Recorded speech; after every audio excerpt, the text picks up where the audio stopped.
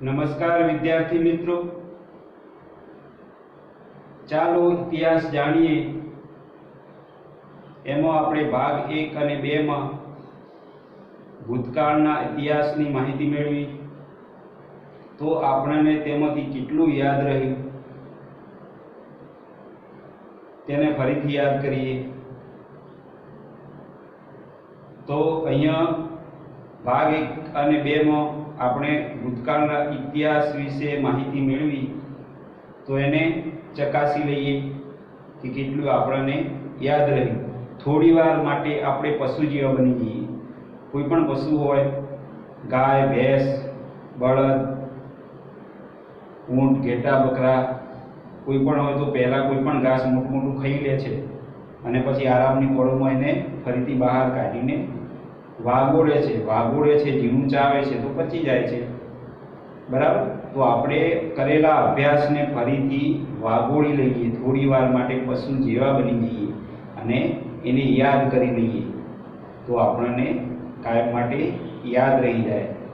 તો ચલો વિદ્યાર્થી મિત્રો, પહેલો પ્રશ્ન એ છે કે આપણે આગળ જોયું તેમ યુગો કેટલા છે? તો યુગો 4 છે। યુગોથી ઇતિહાસ ચાલતો આવે તો યુગો કેટલા છે? 4 છે। સતયુગ, દ્વાપરયુગ, ત્રેતાયુગ અને કલિયુગ। યુગો કેટલા છે? 4 છે। હાલ કયું યુગ ચાલે છે? કલિયુગ। તો ભૂતકાળના ઇતિહાસ વિશે માહિતી આપણને ક્યાંથી મળે છે? તો તાડપત્ર અને ભોજપત્રમાંથી। તો તાડપત્ર એટલે શું? તો તાડપત્ર એટલે તાડ નામનું વૃક્ષ અને એના વૃક્ષના પાંદડા ઉપર જે લેખ લખવામાં આવતો હતો તે સમયે તેને તાડપત્ર કહે છે। તો ભોજપત્ર એટલે શું? તો ભોજ નામના વૃક્ષમાંથી એની આંતર છાલ નીકાળીને એના ઉપર જે લેખ લખવામાં આવતો હતો તેને ભોજપત્ર કહે છે।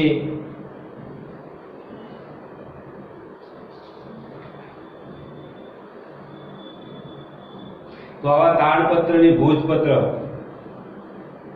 ની હસ્તપ્રતો ક્યાં ક્યાં સંગ્રહાયેલી છે?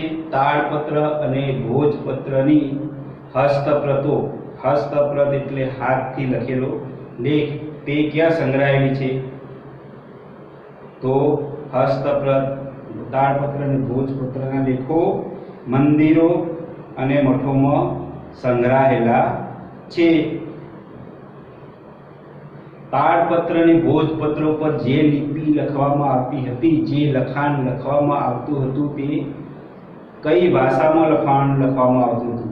અત્યારે હાલ જોઈએ તો બંધારણ પ્રમાણે તો માન્ય ભાષાઓ આપણી કેટલી છે? 22। તો તે વખતે કઈ ભાષામાં લખવામાં આવતું? તાડપત્ર, ભોજપત્ર ઉપર જે લખાણ લખવામાં આવતું હતું તે કઈ ભાષામાં લખેલું હતું?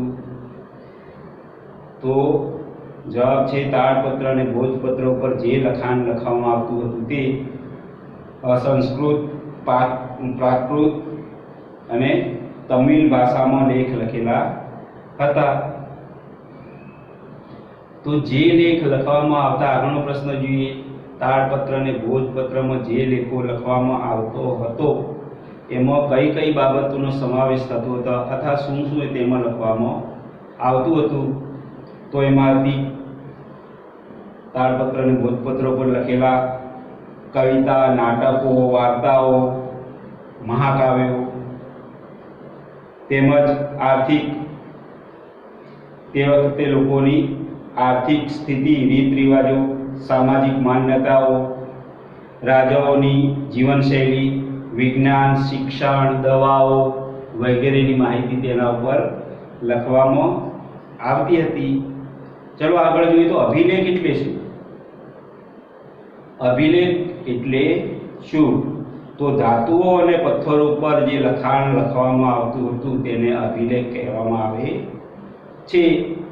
ધાતુ કે પથ્થર ઉપર લખેલું લખાણ તેને અભિલેખ કહેવામાં આવે છે. તો ધાતુ તો શિલાલેખ, ધાતુ ઉપર અને જે પથ્થર ઉપર શિલાલેખ લખેલા છે તે હાલ ગુજરાતમાં કઈ જગ્યાએ જોવા મળે છે? પથ્થર ઉપર લખેલું લખાણ, શિલા એટલે પથ્થર, શિલાલેખ હાલ કઈ જગ્યાએ, ગુજરાતમાં કઈ જગ્યાએ જોવા મળે છે? તો પથ્થર ઉપર લખેલું લખાણ હાલમાં જૂનાગઢમાં જોવા મળે છે.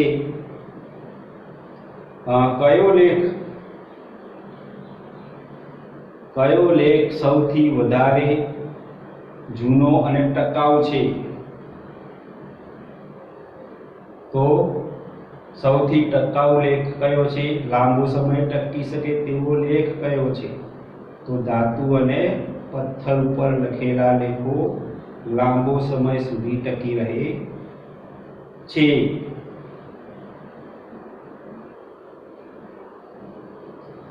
ચલો, તામ્રપત્ર એટલે શું? તામ્ર એટલે તાંબુ.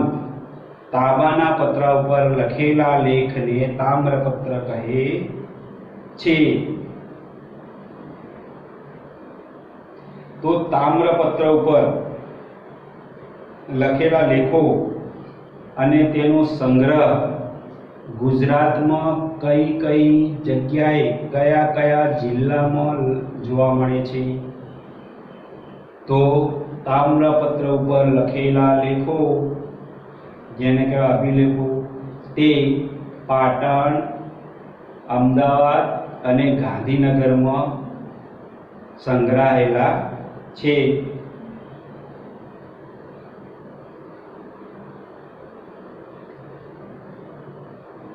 ચલો, સૌથી જૂના સિક્કાઓ કયા છે? સૌથી જૂના સિક્કાઓ કયા છે? તો સૌથી જૂના સિક્કાઓ ઈસવીસન 5મી સદીના પંચમાર્ક સિક્કાઓ છે. સૌથી જૂના સિક્કાઓ પંચમાર્ક સિક્કાઓ છે.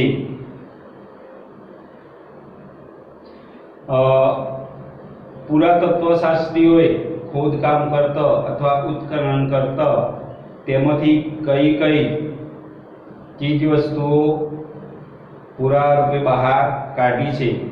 તો પુરાતત્વશાસ્ત્રીઓએ મકાનો, સિક્કા, ઈંટો, પથ્થરો, ઓજારો, ખોરાકના નમૂના વગેરેના પુરાવાઓ એકત્રિત કર્યા છે. પ્રવાસીઓની ડાયરીમાંથી કયા કયા પ્રવાસીઓએ ભૂતકાળના માનવ જીવનનો ઇતિહાસના પુરાવા એકત્રિત કર્યા છે? અથવા કયા કયા પ્રવાસીઓની ડાયરીમાંથી તે પુરાવા જોવા મળે છે? તો ભૂતકાળના પ્રવાસીઓ જેવા કે મેગેસ્થનીસ, પ્લિની અને ફાહિયાન, યુઅન સ્વાંગ જેવા મુસાફરોનો સમાવેશ થાય છે.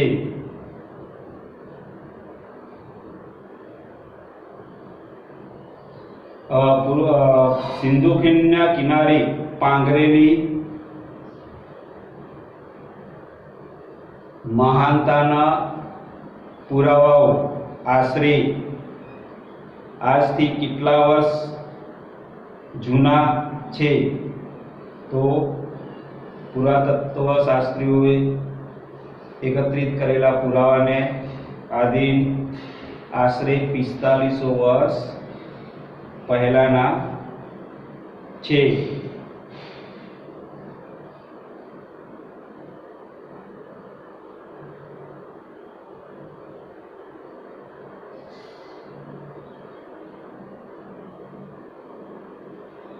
અહીંયા જોઈએ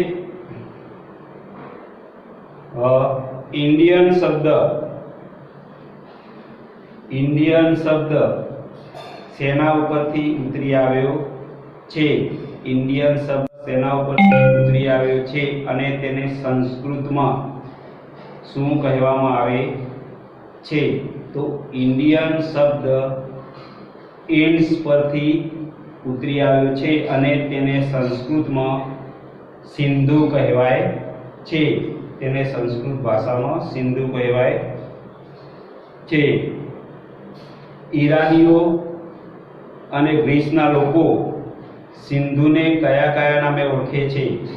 તો ઈરાનીઓ સિંધુને હિન્ડોસ અને ગ્રીસના લોકો ઇન્ડ્સ તરીકે ઓળખે છે.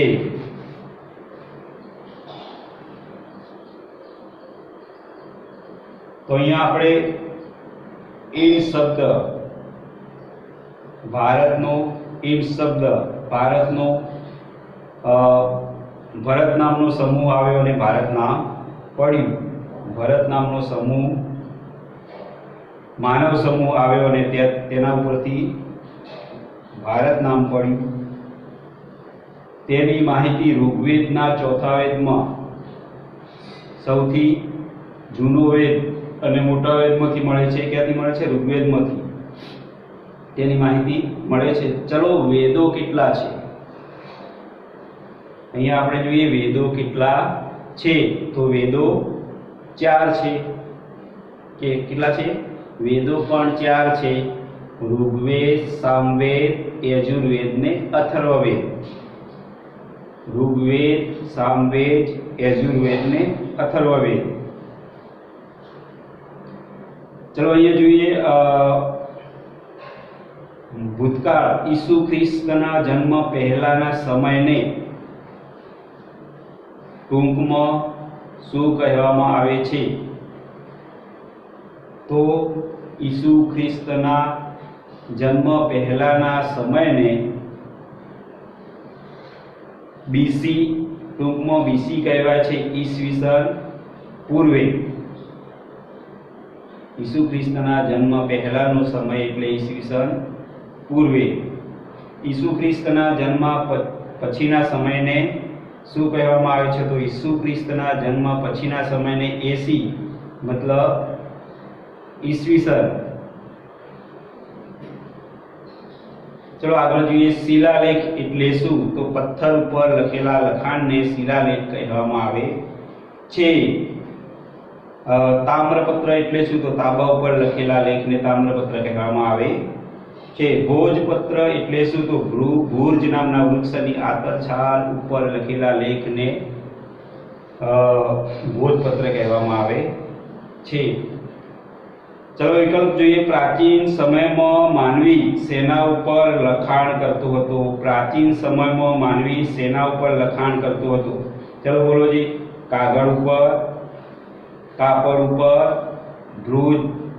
ભુર્જ વૃક્ષની આંતરછાલ ઉપર કે ચામડા ઉપર? શું આવશે? ભુર્જ નામના વૃક્ષની આંતરછાલ ઉપર.